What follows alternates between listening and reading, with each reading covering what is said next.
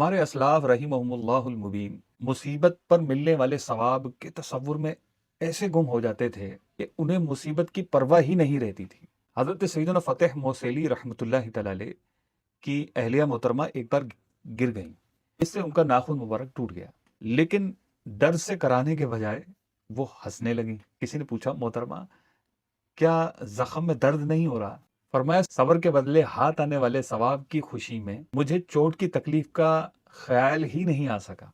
تو ان کا یقین کس قدر پختہ تھا کہ ثواب کی خوشی میں ناخن ٹوٹنے کی تکلیف کا احساس تک نہیں ہوتا تھا انہیں۔ ایک ہمارے جیسے کمزور لوگ ہیں کہ ذرا سے پریشان ہوتے ہیں، ذرا سی تکلیف کا شکار ہوتے ہیں تو سب کو بتاتے پھرتے ہیں، ہر ایک پر اس کا اظہار کرتے پھرتے ہیں، لوگوں سے ہمدردیاں وصول کرنے کی کوشش کرتے رہتے ہیں۔ ہم چاہتے ہیں کہ سب ہم پر رحم کھائیں، ہم پر ترس کھائیں، ہمارے ساتھ ہمدردی جتائیں۔